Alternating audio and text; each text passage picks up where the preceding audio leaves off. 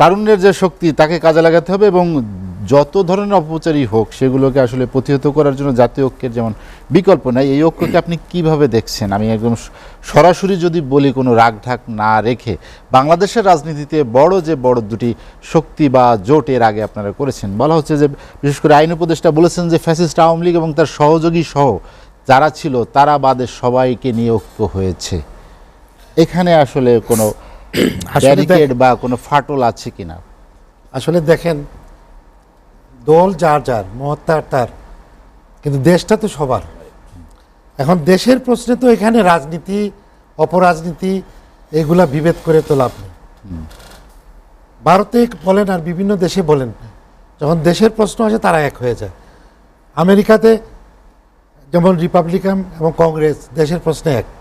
Double million offer Walton fridge কিনে পেতে পারেন 20 লক্ষ টাকা, রয়েছে কোটি কোটি টাকার নিশ্চিত উপহার। এই ভারতে দেখেন, এই মোদী সরকার, বিজেপি, কংগ্রেস এক। আমাদের বাংলাদেশে তো নিজের দেশের স্বার্থে সব এক, এবং কিন্তু এক না হয়ে তো কোনো বিকল্প নাই।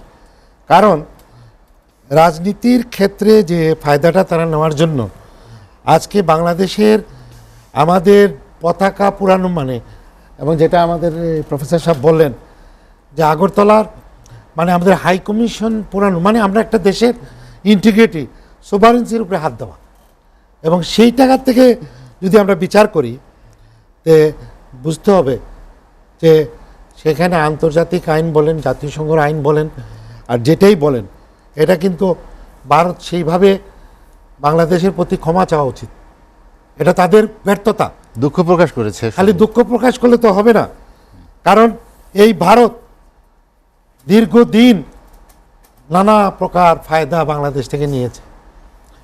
ভারতের সাথে নতজন পররাষ্ট্রনীতির কারণে বিগত 15-16 বছর ভারতকে এখানে আমরা দিয়েই গেছি। আমরা ইলিশ মাছ দিয়েছি, আমরা যত রাস্তাঘাট, সুযোগ সুবিধা, করিডোর যা আছে সব দিয়েছি, ব্যবসা দিছি, বাণিজ্য দিয়েছি, বানা দিয়েছি, টাকা পয়সা দিয়েছি, সব কিছু দিয়েছি, কিন্তু বিনিময়ে আমরা আজ পর্যন্ত তিস্তা ফারাক্কা পাইনি।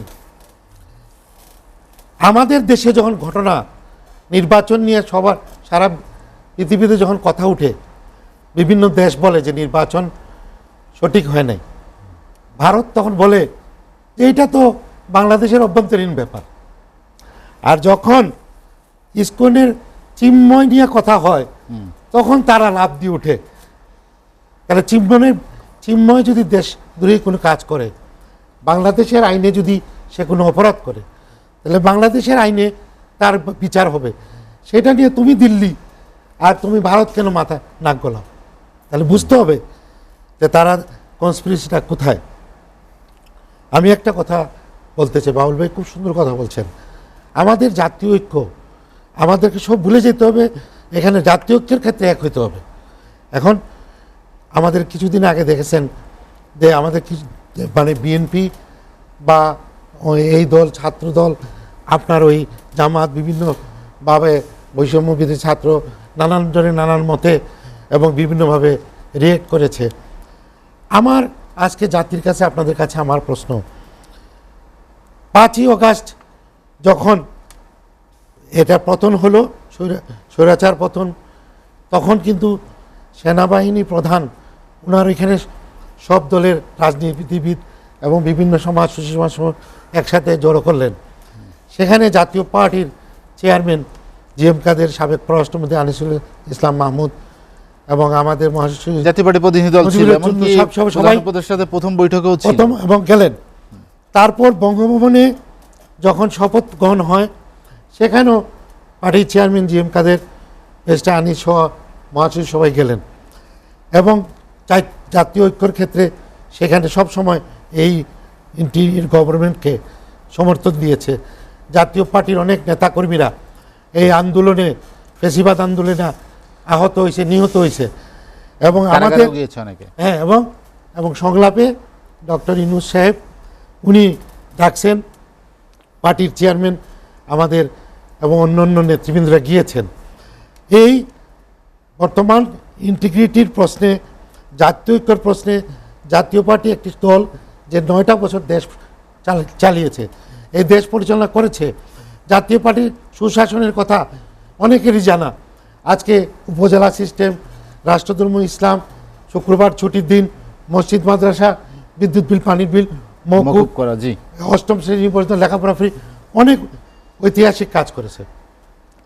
এই জাতীয় সঙ্গে যে যায় বাংলাদেশের সেনাবাহিনী সহ যারা যায় বৈদেশিক মুদ্রা বাণিজ্য করে, এটাও সেই জাতীয় পার্টি আমলে।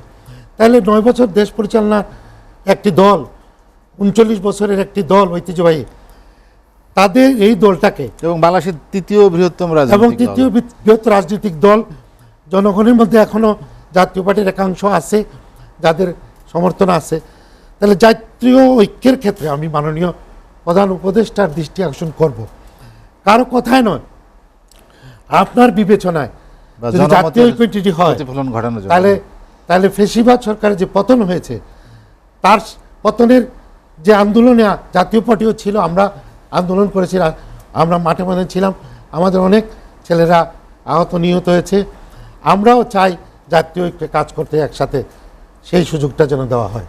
আমরা আছি সব সময় জনগণের সাথে, এখনও আছি, ভবিষ্যতে ইনশাল্লাহ সব সময় থাকবে। যে রাজনৈতিকভাবে যে ঐক্য বা যেটি যে অবস্থান, সেটি আসলে ভালোর পথেই হাঁটছে সবসময়। বাবুল ভাই বলছিলেন যে ভারত নির্ভরতা আমাদের কমাতে হবে। রাজনীতিতে কি ভারত নির্ভরতা কমার কোনো লক্ষণ আছে? মানে কারণ যারাই ক্ষমতায় যেতে চায় তারা কিন্তু অনেকটা সমীহ করেই কথা বলে। আপনি জানেন যে বিগত দিনে অনেক রাজনৈতিক দলের নেতাদের বক্তব্য এরকম ছিল যে ভারত রাগ হয় বা ভারতের স্বার্থ বিরোধী হয়, এমন কিছু করবো না, এমন অনেক অঙ্গীকারের কথা আমরা শুনেছি। আপনার কি মনে হয় যে শুধুমাত্র এই ক্ষমতার কারণেই অনেকটা সমীহ করে চলতে হয় রাজনৈতিক আচ্ছা, দলগুলোকে? আজকে আমি একটা জিনিস, আমাদের জাতীয় নেতা শেরে বাংলা একে ফজলুল হক সাহেবের একটা উক্তি, ওনার নিজের, তিনি বলেছেন, যখন দেখবে ভারত আমার দেশের নামে মিথ্যা প্রচার ও বাজে মন্তব্য করছে, তখন বুঝবে এই দেশ ঠিক পথে চলছে। আর যখন দেখবে কলকাতার দাদারা আমার প্রশংসা করছে, তখনই বুঝবে যে আমি আমার দেশের বিরুদ্ধে কাজ করছি। এটা আমাদের শেরে বাংলা একে ফজলুল হক সাহেবের নিজের উক্তি। তার মানে আমাদেরকে বুঝতে হবে যে আমরা জাতীয় যে ইন্টিগ্রিটি, এখন আমরা সঠিক। ভারত আমাদের অপপ্রচার করছে বাংলাদেশের বিরুদ্ধে, তারা বিভিন্নভাবে আমাদের বাংলাদেশকে বিশ্বের দরবারে আমরা একটা টেরোরিস্ট কান্ট্রি হিসাবে পরিচিত করার জন্য তারা উঠে পড়ে লেগেছে। এটা তাদের স্বার্থে, কিন্তু এটা সম্ভব না। কারণ ভারতের আগ্রাসী মনোভাব, ভারতের দাদাগিরি, এবং এই দাদাগিরি মনোভাব পরিহার করতে হবে। কারণ এই বর্তমান যুগে সম্পর্কটা দুটো দেশের মধ্যে হয় সমতার ভিত্তিতে। আর ভারত আর বাংলাদেশ প্রতিবেশী রাষ্ট্র, একে অন্যের। আমার পাশের বাড়িতে যদি আগুন জ্বলে, নিশ্চয়ই আমি নিরাপদে ঘুমাতে পারবো না, সেটা তাদের উপলব্ধি করতে হবে। এবং আমি বলতে চাই, এই যে বাবুল ভাই বলেছেন ভারত এবং চায়না, আমরা যদি কম্প্যারিজন দেখি, বাংলাদেশের যে স্ট্রাকচারাল, দেশের যে আধুনিক রাষ্ট্র গঠনের ক্ষেত্রে চীনের অনেকগুলা স্মৃতি আছে আমাদের সাথে। এগুলা যদি আপনি, চীন আমাদের দেশের ডেভেলপমেন্ট পার্টনার হিসাবে কি, সেটা আপনি উল্লেখ করে বলতে পারবেন। কিন্তু ভারত নিস না, এই যে মনোভাব, তারা নিচ্ছে দিচ্ছে না। আর তার উপরে এখন আমরা যদি আরেকটা প্রশ্ন করি, যে ভারতে আমাদের যে মুসলিম সংখ্যালঘু যারা বলে, তাদেরকে যে নির্যাতন হয়, তারা যে নিগৃহীত হচ্ছে, তারা যে নির্যাতিত হচ্ছে, সেই নিউজগুলো তো আমরা পাচ্ছি না। আমাদের দেশে কিন্তু মিডিয়াতে সেভাবে আসছে না, বিশ্ববাজারেও যাচ্ছে না। কিন্তু আমাদের দেশে ছোটোখাটো ম্যাটার, আমাদের আভ্যন্তরীণ, সেটাকে তারা ইন্টারন্যাশনালি ইস্যু করে আমাদের দেশের সোভারেন্সি, আমাদের দেশের ইন্টিগ্রিটি নষ্ট করছে। আমরা আহ্বান করব, ভারত আর ভারতের সরকার, আমাদের সরকার, ভারতের জনগণের সাথে আমাদের জনগণ, আমাদের দীর্ঘ প্রতিবেশী সম্পর্ক, এটা যেন শান্তিপূর্ণ হয়, এজন্য তাদেরকে এখন ভাবতে হবে এবং সেই সম্পর্ক রাখার জন্য তাদেরকে এগিয়ে আসতে হবে। না হলে বাংলাদেশকে কখনো নত করতে পারবে না। যে দেশে 30 লক্ষ মানুষ শহীদ হয়ে দেশ স্বাধীন করছে, যে দেশের মানুষ আবার বিপ্লব ঘটাইছে করে, এদেশের মানুষ দেশকে ভালোবাসে, আর যেখানে দেশকে ভালোবাসে 18 কোটি মানুষ প্রাণ দিতে প্রস্তুত, পাউল ভাই বলেছেন 5 কোটি যুবক এই যেভাবে বুক পেতে অস্ত্রগুলি নিয়ে শহীদ হতে রাজি, তাদেরকে নত করতে পারবে না কখনো।